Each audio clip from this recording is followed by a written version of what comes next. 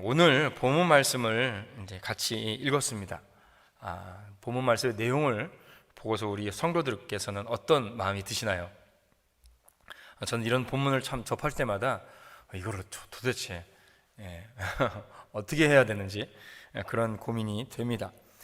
우리나라 말 중에 이런 말이 있죠. 사람의 탈을 쓰고 어떻게 이런 짓을 이런 말이 있습니다. 오늘 성경 본문을 말씀에 읽으면 이런 말이 저절로 떠오릅니다. 하나님을 떠난 사람들이 얼마나 음란하고 또 죄악이 가득하고 무자비하고 뭐라 그럴까요? 비정한 사회? 이렇게 될 수 있는지를 우리가 오늘 특별히 본문 말씀을 보면서 볼 수가 있습니다. 무자비함이 가져온 끔찍한 폭력들, 그리고 북수국, 그리고 분열과 이후에 나오는 하나님의 백성들의 분열과 그리고 전쟁. 하나님을 떠난 이스라엘은 음란하고 잔인하고 폭력적이 이를 때가 없게 되었습니다. 정말로 비참한 지경에 이르게 돼버리죠. 어저께 본문에 이어서 보면 레위인 일행은 이방 사람들의 성읍에 거주하지 않기 위해서 베냐민 지파의 기브아에 갑니다. 그는 기브아에서 동족 이스라엘 사람들의 어떤 이제 환대를 기대했죠. 그러나 아무도 이 레위인을 받아들여주는 가정이 없었습니다. 그들이 기브아 넓은 거리에 있었으므로 많은 사람들이 목격했을 테인데도 불구하고 이 나그네에 대해서, 특별히 자기 동족이며 또 하나님의 말씀을 맡는 레위인에 대해서 전혀 관심이 없었습니다. 이 레위인도 문제죠. 또 어떤 면에서는 자기가 레위인이고, 또 이제 또 복장을 보면 레위인이라는 것을 알 수 있겠지만, 레위인이고 또 좀 집에서 유숙을 하기 위해서 좀 부탁한다고 자신의 동족인 한 지파의 집에 가서 또는 좀 이렇게 돌아다니면서 좀 요청을 했을 수도 있었을 것입니다. 이 레위인도 문제고, 또 같은 지파의 사람인 이 베냐민 지파 사람들도 문제입니다. 이것이 사사시대의 이스라엘의 실태였죠. 이스라엘은 12지파로 구성되어 있다는 것을 우리는 잘 알고 있습니다. 무엇보다도 하나님의 백성으로서의 하나의 공동체입니다. 그리고 이 사람은 레위인입니다. 모든 지파 사람들이 이 레위인에 대해서 그 생활을 책임져 줘야 되는 그런 하나님의 율법에 그런 말씀이 있었고요, 책임이 있었습니다. 그러나 이 레위인에 대해서 전혀 무관심한 태도를 보였다는 것이죠. 하나님의 백성으로서의 공동체성의 무너짐, 이것이 하나님을 떠난 이스라엘 백성의 모습이었던 것입니다. God's family, 하나님 안에서의 한 가정. 믿음의 사람들은 하나님 안에서 새로운 가정의 가족 구성원으로서 들어온 것입니다. 우리가 믿음 안에서 있을 때에 한 교회의 성도들을 뭐라고 말하죠? 한 교회의 형제, 자매라고 얘기를 합니다. 그렇죠? 육체의 가족이 있습니다. 육체 안에서 부모와 또 형제와 또 자매들이 가족이 있죠. 우리가 믿음 안에서 있는 사람들은 주 안에서 한 형제요, 가정입니다. 하나님 안에서의 새로운 가정이 탄생되는 것이죠. God's family라고 얘기를 합니다. 하나님의 백성으로서의 친백성, 한 가정, 한 영광된 존재로서의 한 묶음인 것이죠. 그가 그 안에 이 모습이 없다라는 것입니다. 하나님을 떠난 백성들 안에 이런 모습이 없는 것이죠. 이 공동체성, 이 무너진 공동체성으로 인하여서 더 큰 음란의 길로 또 분열 그리고 전쟁까지 이르게 되는 것입니다. 다행히 기브아에 있었던 에브라임 칠순의 한 노인이 이 레위인 일행을 맞이하고 환대합니다. 문제는 이 밤에 생겨납니다. 밤중에 이 베냐민 지파의 기브아의 불량배들이 이 노인의 집에 쳐들어와서 이 사람을 내놓으라, 우리가 그와 관계하리라 라고 얘기를 하죠. 여기서 이 관계하리라 라는 것은 동성애 행위를 얘기를 합니다. 여자가 아니라 이 남자를 내놔라 이 얘기죠. 이런 점에서 볼 때 이스라엘 백성들의 한 지파, 하나님의 백성입니다. 그런데 기브아 사람들은 더욱더 가난화, 세상화, 더욱더 그거보다 더 처절하게 죄악된 모습으로 떨어져 있는 것을 우리가 볼 수가 있죠. 가나안 사람보다 더 악한 기브아 사람의 타락한 모습을 볼 수가 있는 것입니다. 노인은 자신의 딸과 이 남자의 첩이 있으니 그들을 밖으로 끌어내서 아무래도 해도 상관이 없으니 이 레위는 놔둬라 라고 얘기를 하죠. 이것도 문제죠. 이 여자들은 무슨 죄입니까? 그렇죠? 이 모든 것들이, 이 모든 생각하는 바가 하나님의 백성으로서 옳은 방식이 아니죠. 결국 레위인은 자신의 첩을 밖으로 끌어내서 불량배들에게 내줘버립니다. 밤새도록 불량배들에게 능욕을 당한 첩은, 이 여인은 결국 죽음을 맞이하게 되죠. 음란하고 잔인하고 무자비한 이 사건은 과거에 하나님의 심판을 받았던 소돔과 고모라를 자연스럽게 떠올리게 됩니다. 하나님의 천사가 소돔에 사는 롯의 집에 들어가자 그 소돔에 있었던 사람들이 이 나그네를 내어놓으라고 그 집 문 앞에서 엄청난 소동을 벌이게 되죠. 소돔에서 일어난 이 사건은 하나님을 떠난 인간이 얼마나 타락하고 악하고 무자비한지, 또한 얼마나 악한 쾌락의 노예로 전락할 수 있는지를 보여줍니다. 그런데 문제는 이런 모습이, 이런 똑같은 일이 이스라엘, 하나님의 백성이라는 사람들, 베냐민 지파의 기브아 한 복판에서 일어난다는 것이죠. 이것은 하나님의 백성이 하나님과의 관계 안에 머물러 있지 않으면, 겉으로는 하나님의 백성이라 하고 입으로는 하나님을 말하지만은 그 안에 하나님이 왕으로 주인으로 섬기지 않는 겉모습만 하나님의 백성의 모습들은 세상과 전혀 다를 바 없는 상태로 전락할 수 있다라는 것입니다. 오늘날 우리가 살아가는 이 세대는 이러한 죄악된 문화와 성적 쾌락을 자극하는 문화들로, 이런 가치관으로 가득한 세상입니다.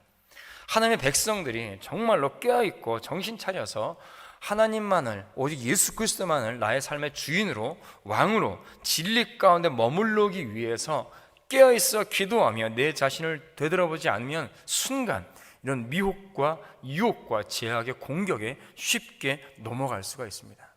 이 시간에 깨어서 우리 기도하러 나온 성도들은 하나님의 귀한 은혜와 축복 안에 있는 줄로 믿습니다.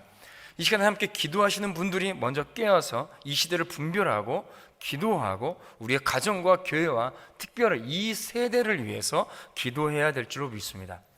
함께 깨어 기도하는 성도들이 이 시대를 위해서, 이 세대를 위해서 기도하지 않으면 이 세대를 깨우고 또 깨끗하게 정화시킬 사람이 없습니다. 하나님의 사람들이 깨어서 기도하지 않는 이상 이 시대에 희망은, 소망은 없는 것이죠.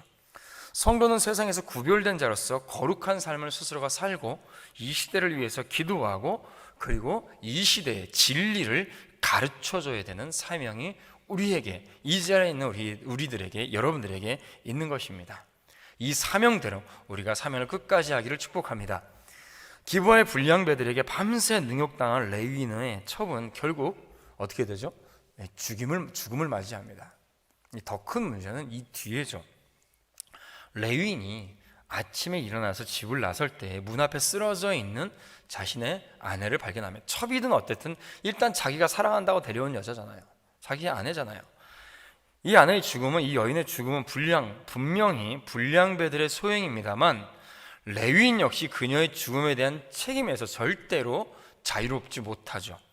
그는 자신의 안위를 위해서, 자신의 안전을 위해서 이 약한 불량배들에게 자신의 여자를 내버린 거죠. 첩은 레위인 대신 죽임을 맞이한 겁니다. 그럼에도 그녀는 자신의 아내의 죽음 앞에서 어떠한 자기 반성도 보이지 않습니다. 슬픔이 보이지 않아요. 이 사람의 마음속에 애틋함이 보이지 않아요. 언제는 이 여인을 사랑한다고 끝까지 쫓아가서 데려오더니 자신의 안전을 위해서 이 여자를 내어버려 놓고서 거기에 대한 책임에 대해서 이런 방구, 어떤 자기 반성이나 회개나 슬픔의 모습이 보이지 않습니다. 분노만 보입니다. 그저 자신의 여자를 죽음에 이르게 한 자들에게 대한 어떤 분노? 뭐라고 할까요? 이거를 자기가 가지고 있던 소유물을 빼앗겼을 때, 상당히 소중한 어떤 소유물을 빼앗겼을 때 일어나는 어떤 분노, 이런 것들 외에는 전혀 느껴지지가 않습니다. 그는 분노에 못 이겨서 사람이 또 하지 말아야 될 짓을 해버리죠. 자신의 아내의 시체를 토막을 냅니다. 12덩이로 나눠서 이스라엘 지파로 다 또 보내버리죠. 뭐를 이제 계획합니까? 처절한 복수국을 계획을 합니다. 자신에게는 아무 잘못이 없다고 생각한 거죠. 레위인은, 이 사람은 레위인입니다. 이스라엘 공동체에서 거룩한 지위와 책임을 가진 사람입니다.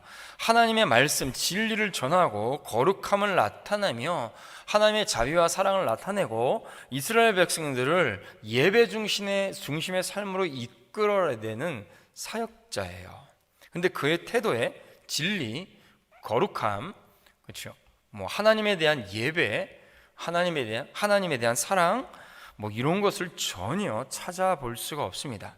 또 문제는 분명히 이 베냐민 지파의 이 기브와 성읍에도 레위인이 있을 거란 말이에요. 제사장이 있을 거란 말입니다. 그런데 이 기브와 성읍에도 하나님의 진리와 거룩함을 가르치고 본을 보이는 레위인이나 제사장들도 없었다라는 얘기입니다. 계속 말씀드렸듯이 레위인은 어떤 한 땅을 분배받아서 그 땅에 존속하지 않습니다. 각 이스라엘 지파에 흩어져서 그 성읍에 레위인이 있어야 될 거처를 각 11지파가 이 레위인을 위해서 다 거처를 마련해 줘야 되는 것이죠. 그러니까 지파 곳곳마다 레위인과 그리고 제사장들이 다 있는 거예요. 하나님의 말씀을 전하는 사역자들이 다 있는 거죠.